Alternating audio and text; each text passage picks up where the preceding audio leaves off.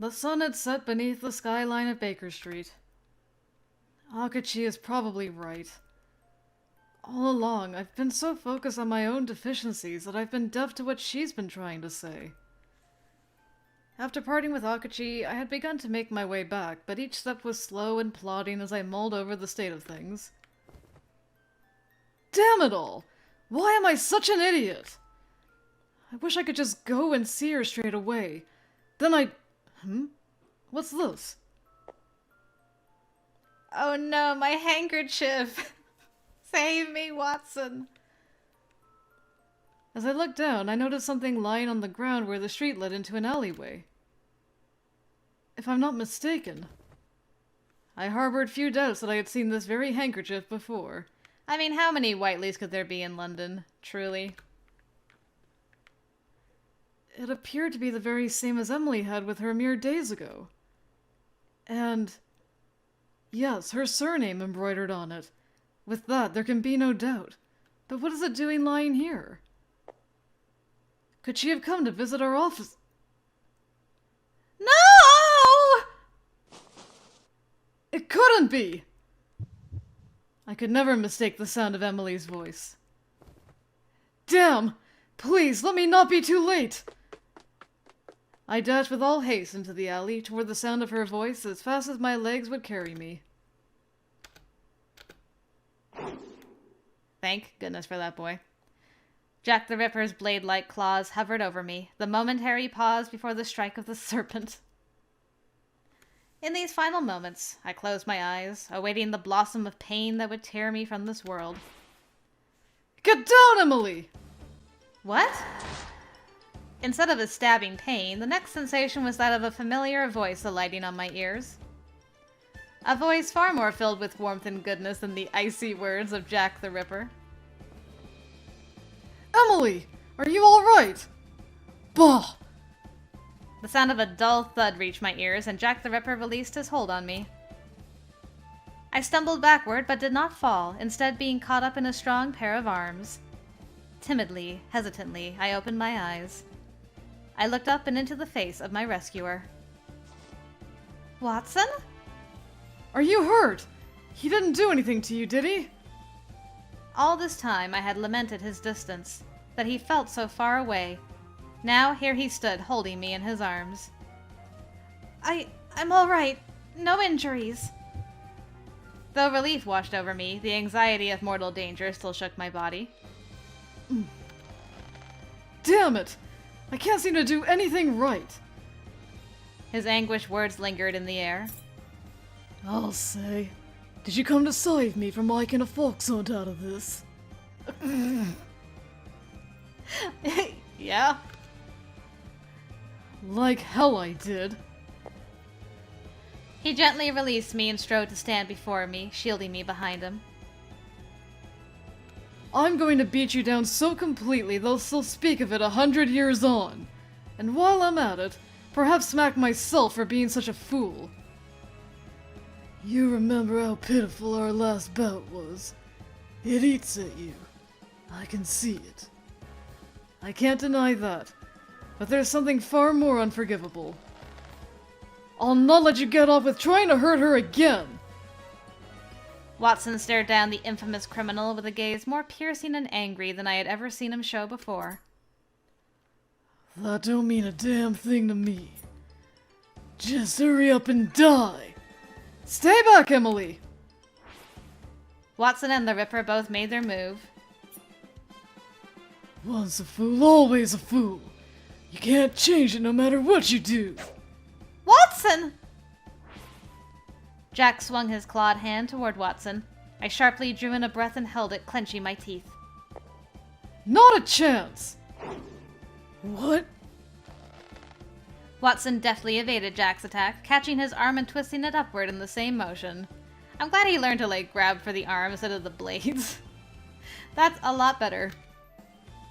It happened so quickly that it was all I could do to follow their most overt actions. Well, well. I see you got a bit more savvy in you now. Of course! Did you think I'd come looking for a rematch otherwise? Watson applied more pressure, twisting Jack's arm further. It's true that I may be just an average man. But this average man can tell right where you're aiming. Gah! Watson hammered his clenched fist straight into Jack's chest. Gah! There's only so much an ordinary bloke like me can do. Oh dang. He means business.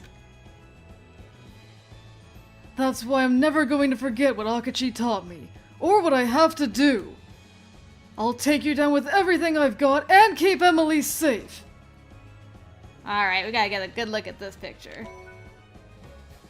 Oh, Jack looks worried. Look at that foot coming up to kick him, roundhouse kick him. Dang. Boy's really going for it. And he's still wearing his bag throughout this? Man. Boy's got skills. Watson brought up his fist, slightly crouching into a defensive stance. His focus on Jack the Ripper did not waver even for a moment. Take me down. Don't try and be a hero, you hapless idiot. The killer slowly rose to his feet, striding silently toward Watson. There! Seeming to calculate exactly where Jack the Ripper was about to strike, Watson once again evaded the fatal blow. Playing the hero is what detectives do. Gah! Taking advantage of his exiting momentum, he led into a powerful roundhouse kick, of which Jack bore the full brunt.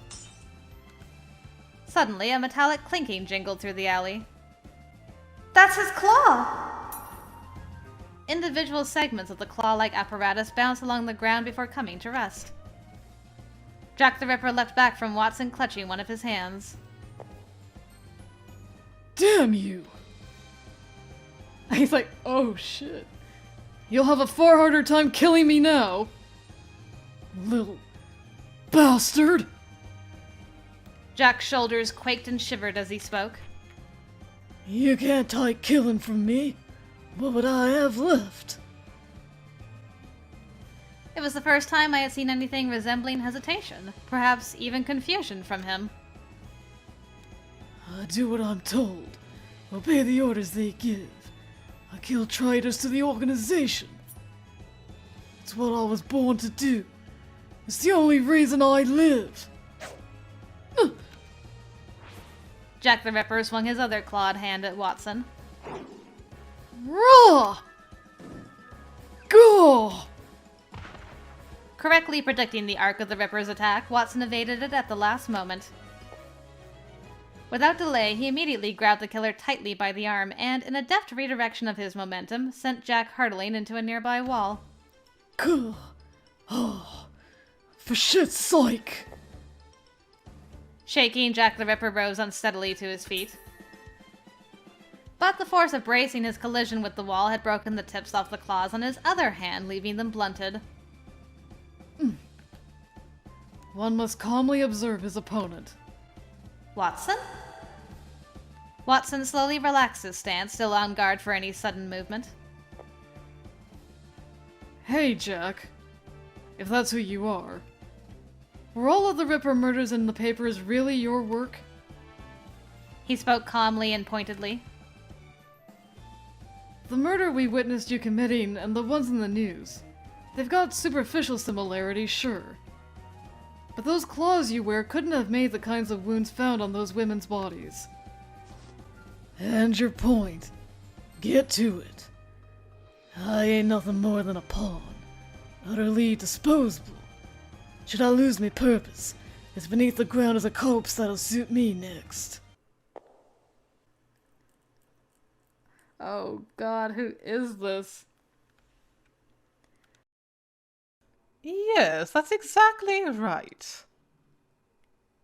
I'm glad you understand. A sinister, unfamiliar voice resounded through the dingy corridor of the alleyway. Suddenly, the face of the man we knew only as Jack the Ripper blanched with a look of utter fear. A lone figure seemed to congeal from within the fog, the cadence of his footsteps resounding in the stillness. Oh, it's Colonel Morin. Colonel Morin.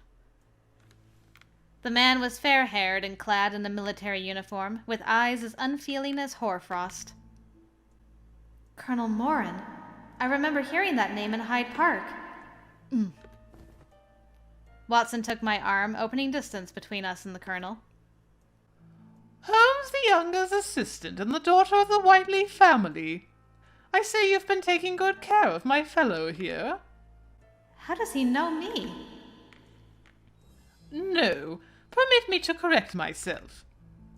After all, he is no longer an associate of mine. The second the words left his lips, Oh! he nonchalantly raised a handgun and shot Jack the Ripper through the leg. Okay, at least it was just the leg.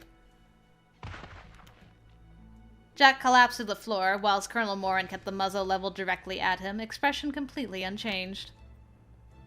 Why? Why do this now? He's your compatriot, isn't he? How can you just raise a gun against him like that? You're a very peculiar fellow, Mr. Detective. This useless crony of mine was trying to dig his claws into you just moments ago. Why defend him now? Colonel Morin spoke with a derisive sneer. He has betrayed my expectations and disobeyed my orders. How is a beast with broken talons supposed to capture and kill its prey? Failure carries with it a price, and that price must be paid. Surely even you can understand that much. Jack's expression was contorted with spasms of agony, and yet, as he gazed down the barrel of Colonel Morin's gun, his eyes had the dull sheen befitting a man who had relinquished all hope. If we tried to move, we risked the Colonel turning his gun on us. Thus, rooted where we stood, all we could do was take in the pitiful scene before us. I poured so much effort into raising you, so much love. As a father, the least I can do is take you from this world with my dominant hand. Dang. Oh, man. This guy's gonna be my father-in-law on Jack's route. Oh, no. I don't know about that. Okay, so confirmation that it was Colonel Morin all along and not Moriarty despite my wildest hopes and dreams. Fine. Farewell, Jack. Colonel Morin fingered the gun's trigger once more. Jack simply looked on absent-mindedly, as though he no longer fully processed what was taking place. However, the expected shot never came. No! No! Watson quickly scooped up one of Jack's broken claws where it lay on the ground and hurled it at Morin. The gun was sent tumbling from his hand and fell with a clatter to the ground.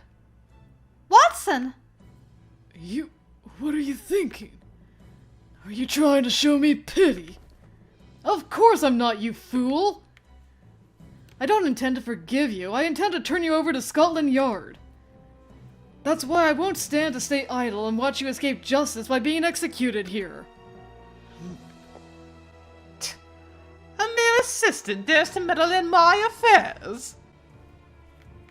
Colonel Morin's calm-faced sneer twisted into a mask of murderous anger. But it was at that moment that another unexpected interloper arrived on the scene. Hey, it's Holmes! The Sherlock Holmes. Well now, when I came to Baker Street on behalf of my son, this certainly isn't the scene I expected to stumble upon. It has been some time, Colonel Morin. Sherlock Holmes! Mr. Holmes! Miss Whiteley, William, I'm glad to see the two of you are safe. I'm sure my son will be relieved to know it as well. But truly, Colonel Morin, I was not expecting to see you a free man. Just what kind of deal must you have proffered, I wonder? You know him? I once bested him in battle, and he was locked up deep beneath the Tower of London. My heart has been dead ever since that day. The day you humiliated me! And now I shall exact upon you an even greater vengeance, Holmes. Both you and your son will feel Spellbound's wrath. I am afraid I can't have that. Bringing me to harm is one thing, but I'll not have you sully my son's good name. My, how you've fallen. To think, the mastermind renowned as Spellbound's right-hand man has reached such a nadir. I can scarcely believe you're doling out your dirty work to mere children like him. I see you've still lost none of your arrogance. Oh, how I long to see that smug, detestable face fraught with fear and despair. Suddenly, from far away, we heard the telltale whistle of Scotland Yard's forces. Holmes, one day I shall take your life with my own hands. It will be I who delivers that final blow. And as for you, Assistant to Holmes the Younger, you will regret getting in my way. Of that I assure you. Spellbound does not suffer those who have seen its members to live. Neither women nor children are accepted. After turning his head to cast a cruel glare directly at me, Colonel Morin stepped back into the fog and was gone. Well, I'm glad Holmes Sr. was able to finally meet his old foe in this route. Wait! Hold on, William. If we don't catch him, your son will continue to remain a suspect. It's too dangerous to chase him when the fog is this thick. There's a very real possibility we may run afoul of an ambush if we try.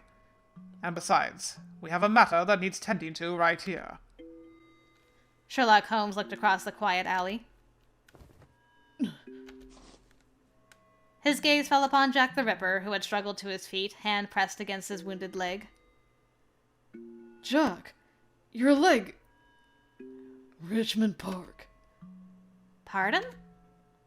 He loves hunting. Fox hunting, to be more particular. If it'd allow him to offer the ultimate prize to his master, the colonel would cut off any number of subordinates. Stop! What are you trying to do? Don't speak to me no more. I ain't asked you for aid. I don't want to be bothered by your kindness any more than I've got to. Seeing fools like you bungle your way to victory sickens me. What? Footsteps could be heard, and another man emerged from the curtain of fog. Everyone's in the fog today.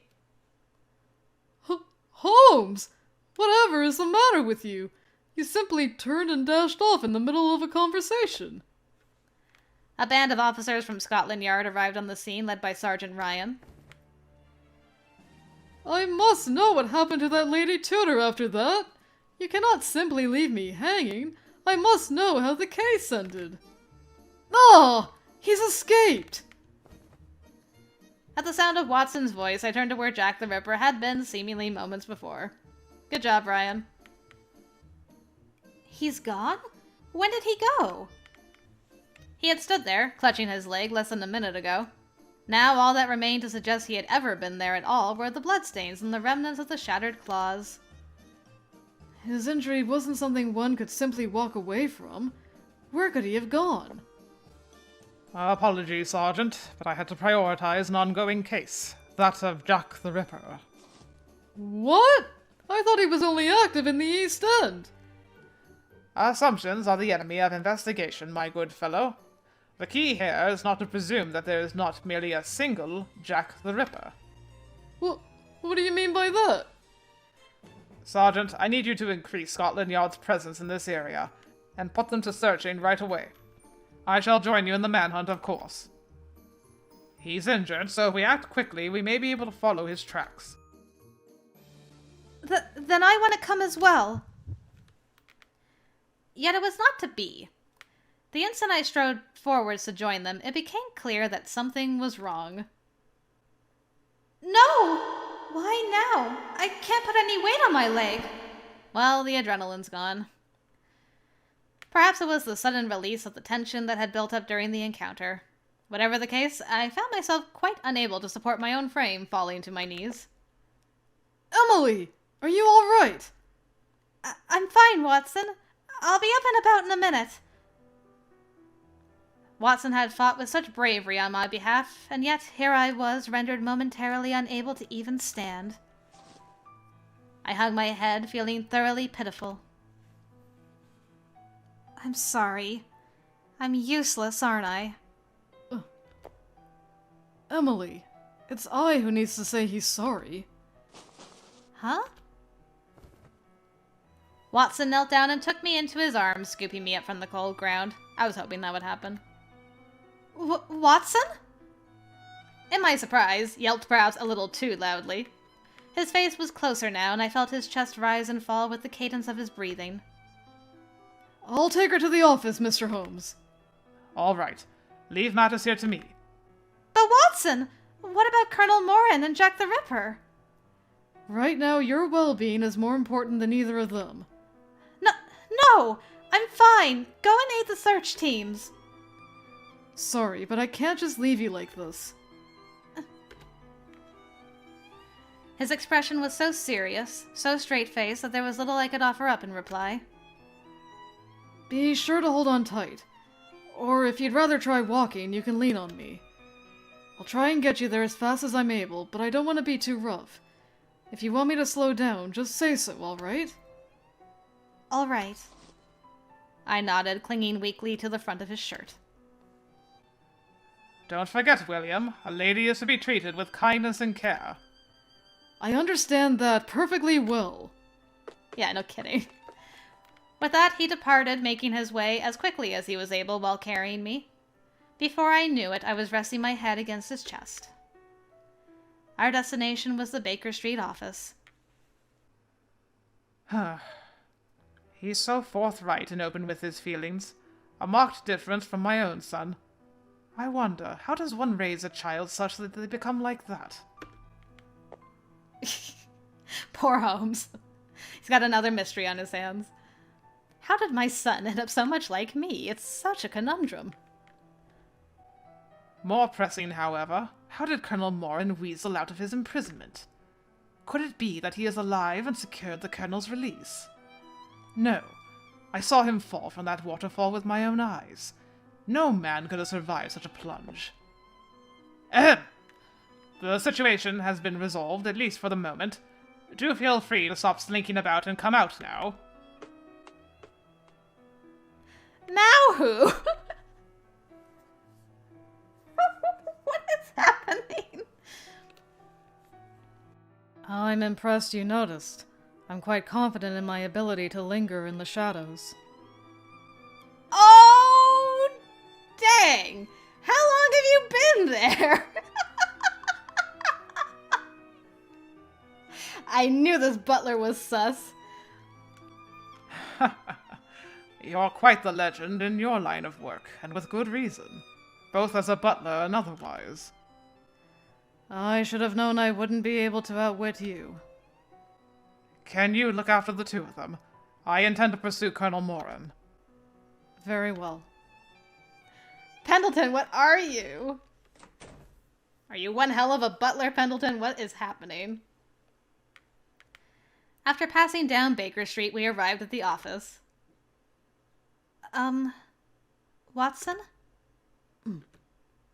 I really am fine. You don't have to, worry. Watson, however, did not appear quite ready to set me down. Honestly, I can stand and walk without help now, so if you could let me... No. I beg your pardon? Aww. I need to hug you. As I turned my head to look at him, he pulled me tightly into his embrace. Watson! I don't want to let you go. He hugged me tightly, voice racked with anguish.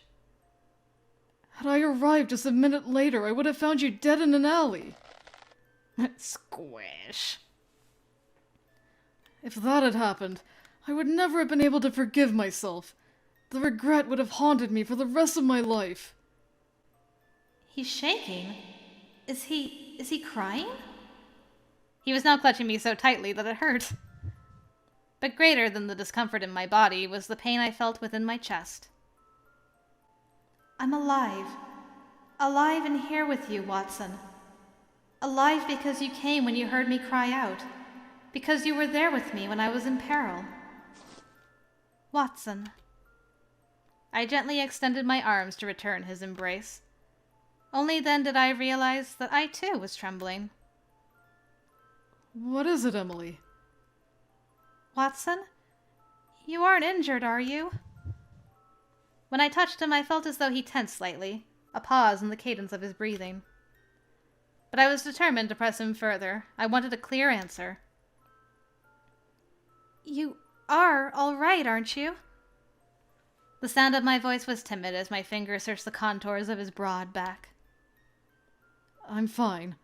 Nothing cut, nothing broken. I'm glad to hear it. It's going to be all right. I'm right here for you. I'm here now because you saved me. If he hadn't come, then surely I would have died there in that alley. The paralyzing fear I had felt when Jack the Ripper stood ready to end my life washed over me as the memories played out once more in my mind. Emily, you're shaking. I'm sorry, Watson. I'm so sorry. I've caused you no end of worry.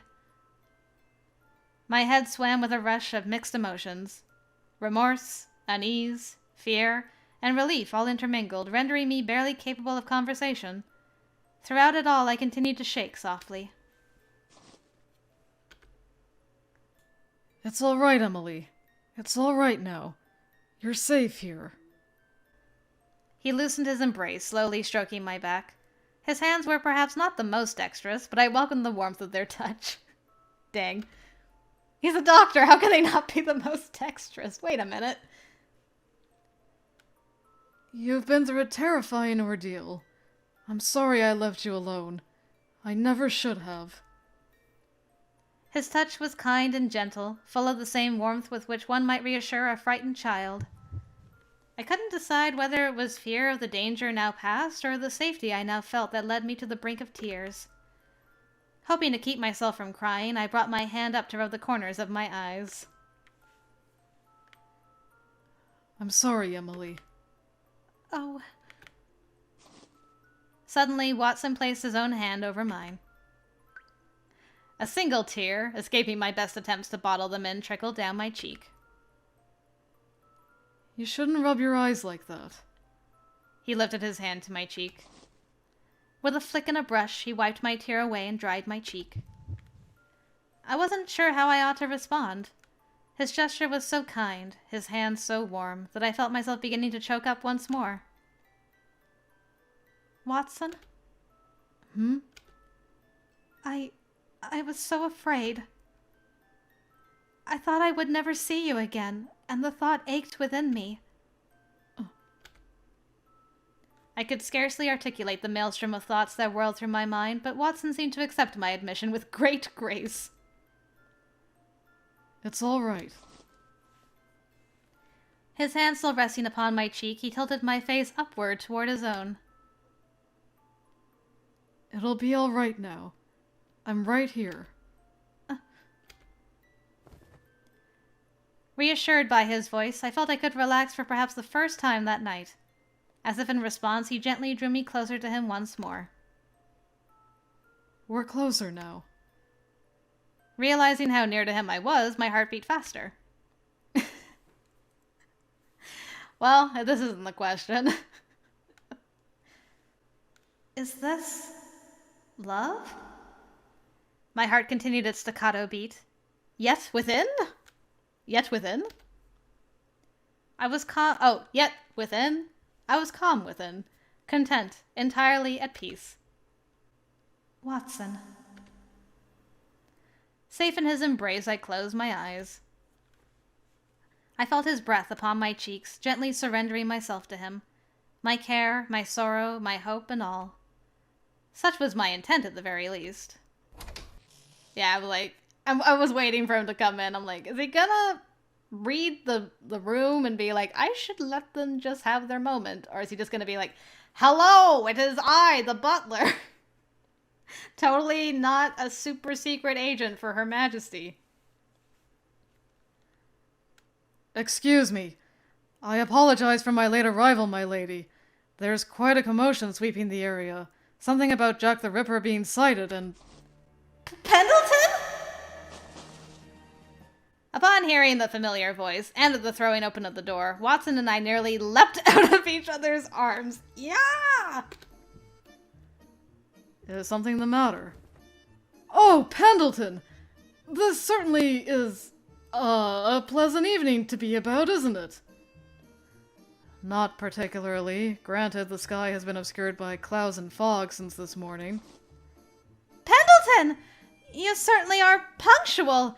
Yes, very punctual. I didn't wish to keep you waiting even a minute more than I had to.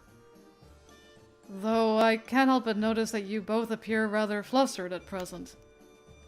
It's nothing! We hadn't even done anything yet! Yet.